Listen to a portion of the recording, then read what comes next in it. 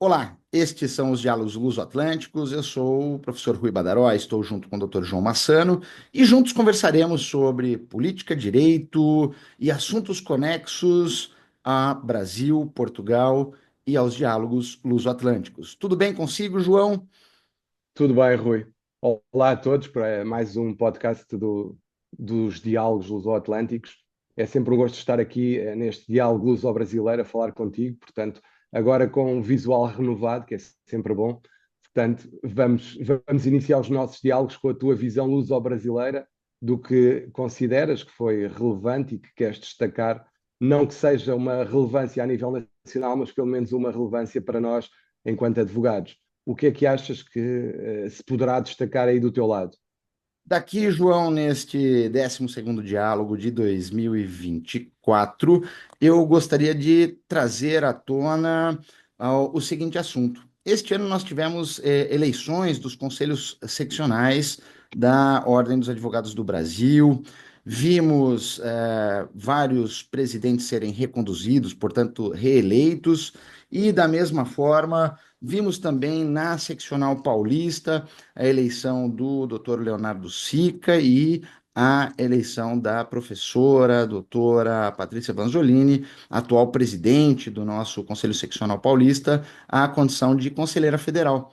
E isso abre margem à discussão, ainda que de maneira discreta, sutil, sobre o próximo presidente do Conselho Federal da Ordem dos Advogados do Brasil, que a partir de janeiro será discutido e, de maneira indireta, escolhido o próximo bastonário brasileiro. E surge a possibilidade, João, de pela primeira vez enxergarmos uma advogada, uma mulher, assumir o bastão de gestão da Ordem dos Advogados Brasileiras, portanto, do Conselho Federal de nossa OAB, o que é inédito, né, seria, né, inédito caso venha a ocorrer, e mostra uma possibilidade de mudança aí de perspectivas. Mas isso é apenas uma ilação, por enquanto, de minha parte, e era isso que eu gostaria de discutir, de trazer à tona para aqueles que nos acompanham, a possibilidade de termos uma bastonária aqui em nosso Conselho Federal, da Ordem dos Advogados do Brasil. De Quando- resto, tudo caminhando a contento. Vimos um processo eleitoral na OAB São Paulo diferente, porque pela primeira vez ele foi um processo eleitoral digital, eletrônico, que correu tudo em ordem, onde o advogado teve a facilidade de votar não mais presencialmente, enfrentando filas, mas acompanhando uma eleição eletrônica, o E que aumentou o número de participantes? aumentou sensivelmente o número de participantes, João, o que foram Em que percentagem? Tens... mais de 117 mil advogados paulistas votaram nesta eleição, o que representou um aumento de mais de 50% frente às eleições passadas. É Então, é muita um número gente. sensível, super sensível. Então, basicamente, era o que eu gostaria de trazer neste 12º episódio sobre as novidades daqui, deste lado do Atlântico. E queres destacar algum episódio, alguma situação da política nacional brasileira ou que tenhas, que Ah, possa meu ser assim querido, relevante? pois, meu querido amigo, o Brasil enfrenta uma situação bastante crítica neste momento, no apagar das luzes do ano de 2024, seja por conta do câmbio que praticamente estourou, com perspectivas aí de uma taxa de juros Selic que beirará o ano que vem perto de seus 15%, evidenciando a possibilidade real de uma inflação que poderá ser assustadora para o povo brasileiro. Se não bastasse isso, no apagar das luzes Estamos de a 2020, falar em que números de inflação? algo em torno já de 8% a 10%, João. Tá, com perspectivas de chegar a 12% ao longo do ano que vem. Então, isso são números estratosféricos frente ao que o Brasil viveu na última década. Óbvio que nós tivemos pandemia, nós tivemos reflexos aí de todos os conflitos internacionais que vêm ocorrendo, mas é reflexo também da ingerência no sistema tributário. Mas no apagar das luzes, querendo ou não, deste ano nós tivemos a aprovação aí das medidas fiscais, né, no sentido de reduzir os gastos fiscais, ainda que com muitas alterações por parte do poder legislativo, o que mitigou ou mitigará, de certa maneira, o impacto real dessa redução de gastos para o governo brasileiro. Enfim, o cenário não parece muito positivo para o ano que vem, no caso do Brasil. Mas há de se observar que é, há dois pesos e duas medidas, né? Se de certa maneira nós enfrentaremos um período de austeridade por aqui, caso queiramos efetivamente nos esforçar para vencer esse cenário aí de inflação crescente. De outro lado, para aqueles que desejam aproveitar o momento, seja para especular, seja para investir no país, no sentido de aquisição de bens imóveis, o momento é extremamente propício por conta do câmbio. E isso já ficou claro com as investidas de chineses e outros estrangeiros na aquisição de terras no país nos últimos 6 meses, o que chama bastante a atenção. Então, este é o cenário do Brasil neste apagar das luzes de 2024.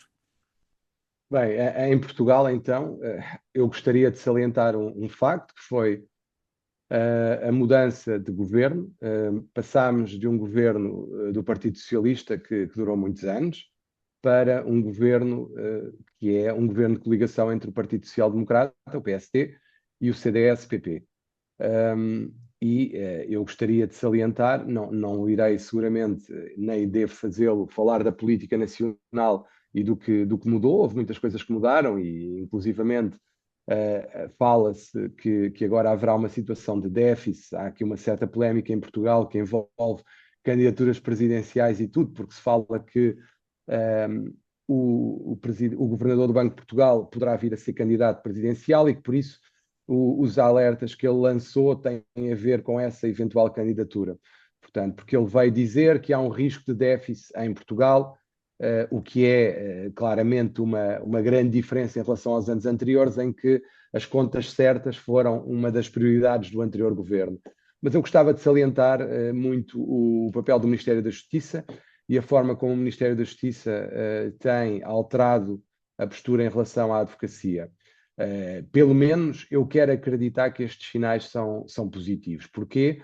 Porque tivemos a constituição de uma comissão para analisar o futuro da previdência dos advogados, uma comissão que se destina a verificar a atual situação da Caixa de Previdência dos Advogados e Solicitadores, a SEPAS, e que se destina a ver se o melhor caminho será uma integração da Caixa de Previdência da SEPAS na Segurança Social, ou se, pelo contrário, o melhor caminho será uma reformulação da Caixa de Previdência da SEPAS e a sua adaptação aos novos tempos.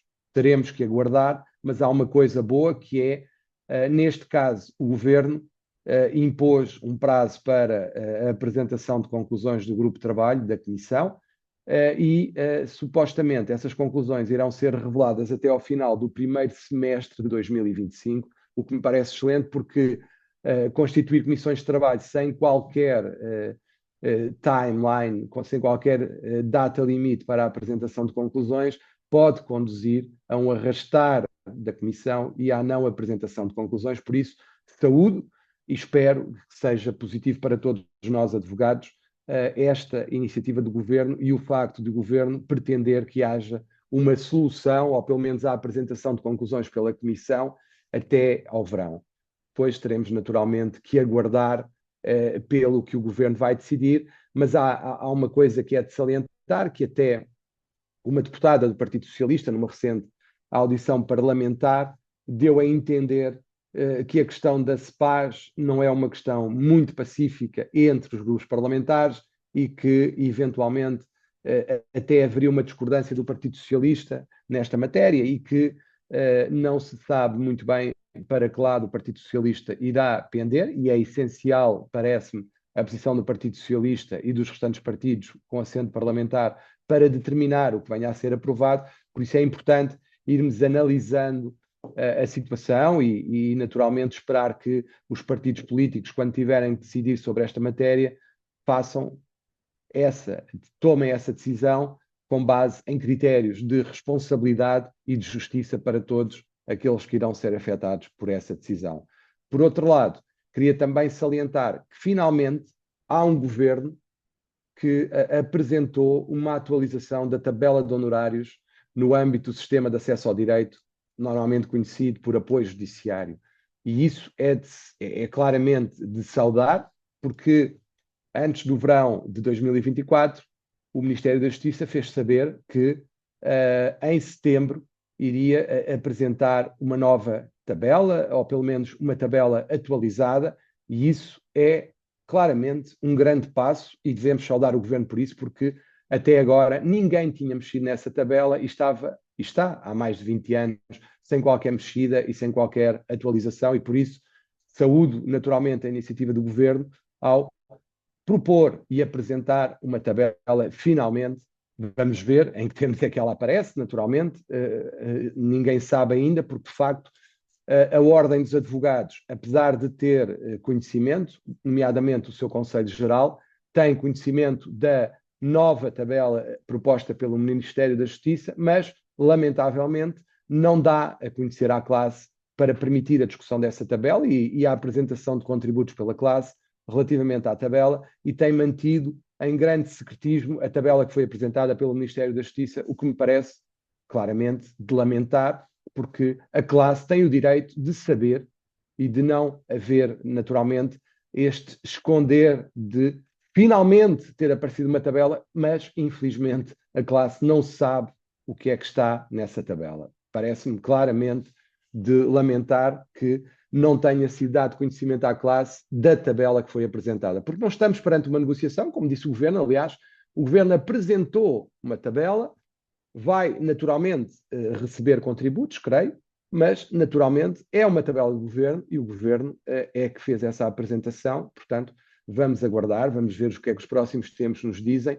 Eu gostaria, naturalmente, que houvesse um debate da tabela e que a tabela fosse conhecida por aqueles que estão inscritos no sistema e pelos outros que poderão vir a querer inscrever-se, eventualmente, e de toda a advocacia que tem o direito de saber o que está em cima da mesa neste momento e, infelizmente, mais uma vez, o repito, não sabe o que é que está nessa tabela.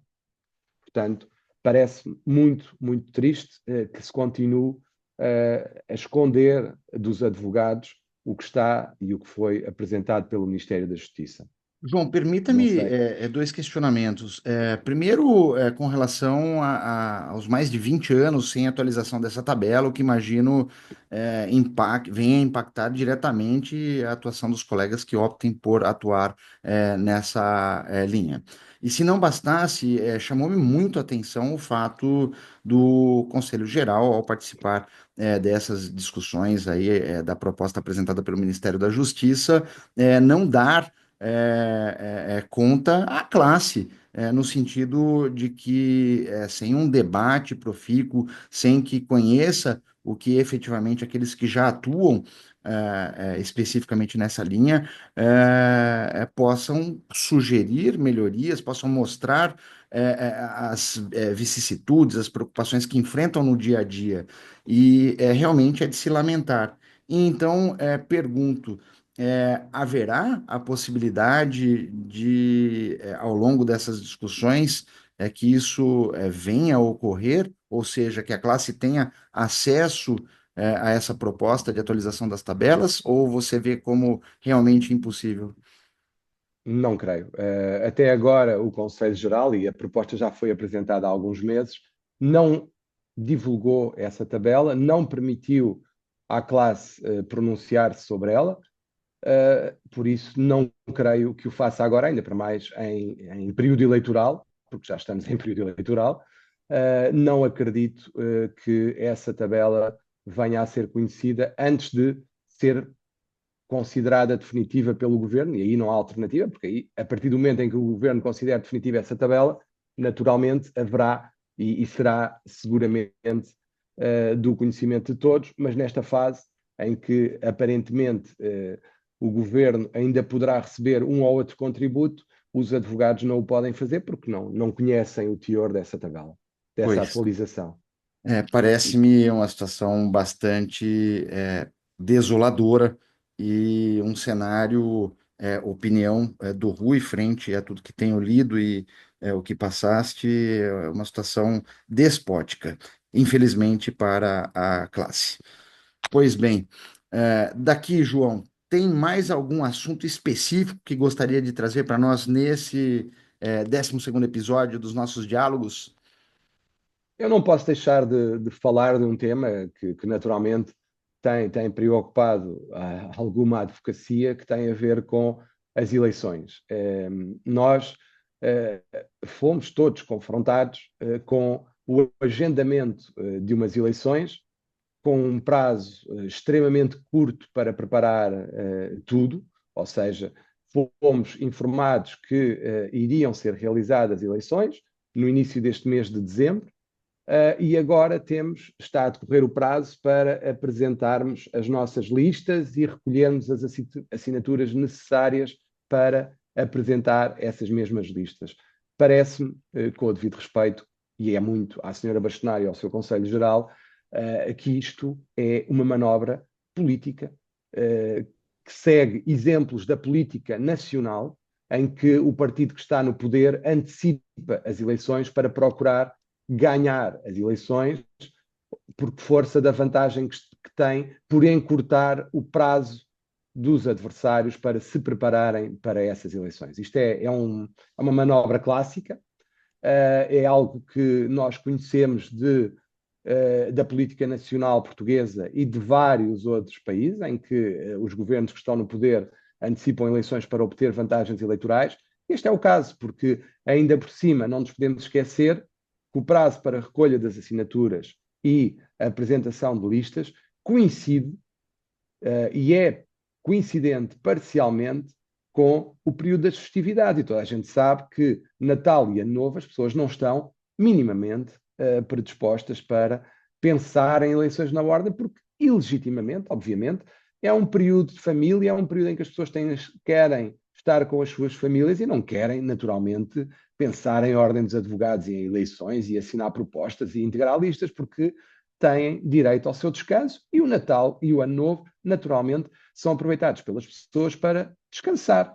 E isso, infelizmente, corta a possibilidade de quem não estava à espera para a realização destas eleições fazer a sua preparação. Isso é um João, facto, é tempo que é cortado.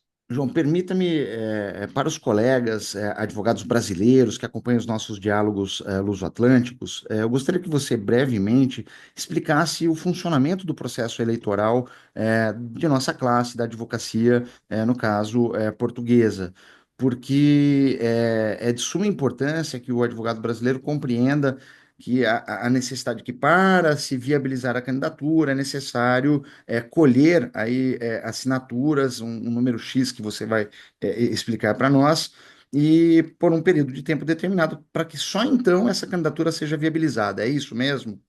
É isso mesmo. Normalmente, e de acordo com o Estatuto, as eleições são realizadas em novembro.